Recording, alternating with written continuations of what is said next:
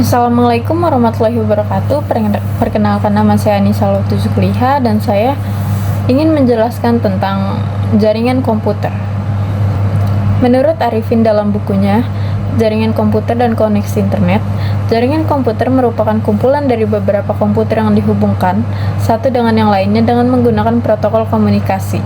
Jaringan ini memerlukan media transmisi tertentu untuk dapat saling berbagi informasi. Prinsip dasar jaringan komputer adalah terjadinya komunikasi dua arah antara pengirim dan penerima informasi. Jaringan komputer mempunyai keuntungan, yaitu 1.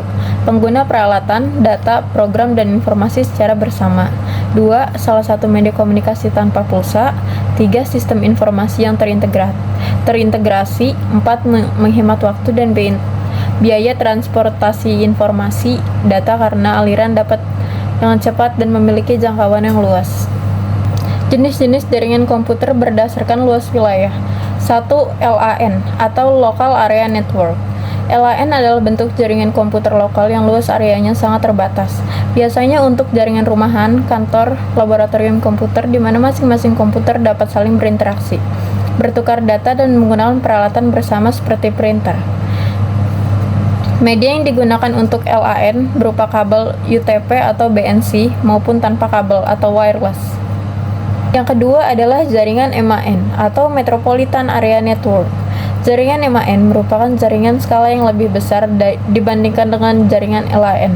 Merupakan jaringan antar kantor atau perusahaan yang jaraknya berdekatan dengan luas area jaringan kira-kira 10-50 km. MAN terdiri dari beberapa LAN yang saling terhubung. Media yang digunakan idealnya adalah kabel serat optik atau menggunakan media komunikasi umum yang sudah ada. Yang ketiga adalah jaringan WAN atau Wide Area Network.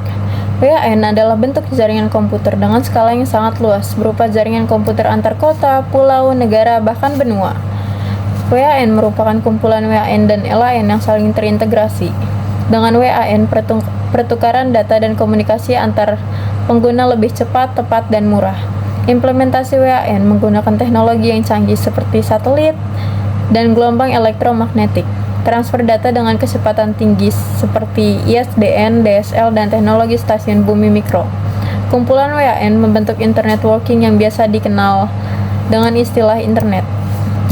Jaringan komputer berdasarkan konfigurasinya. Yang pertama itu peer-to-peer.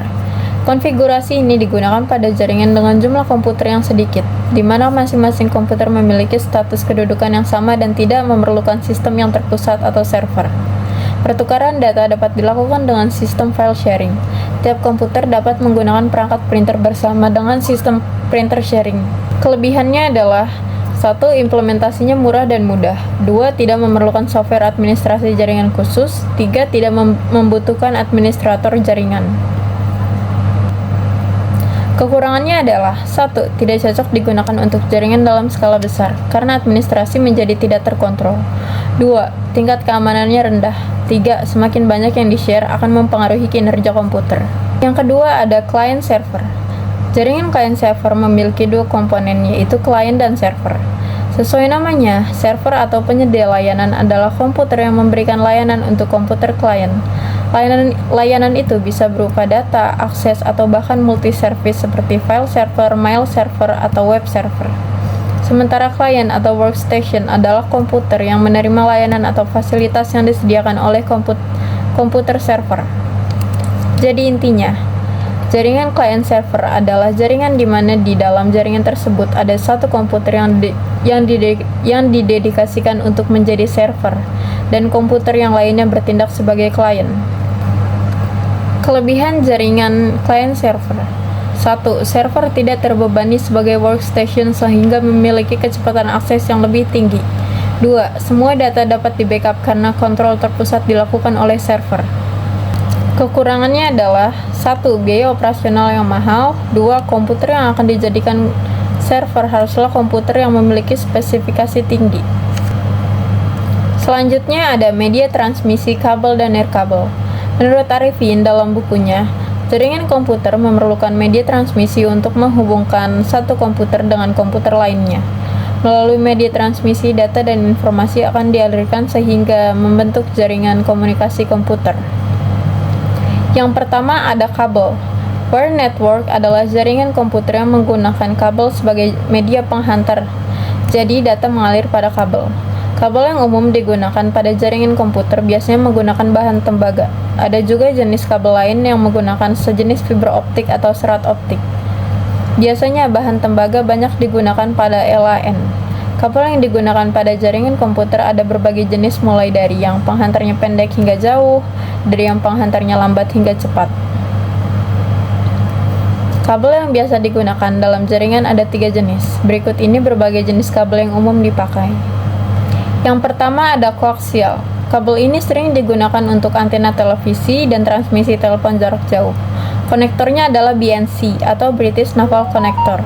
Kabel ini terbagi menjadi 2, yaitu koaksial baseband digunakan untuk transmisi digital dan koaksial broadband digunakan untuk transmisi analog. Tipe kabel koaksial juga dibagi menjadi 2. Yang pertama yaitu thin atau thinnet.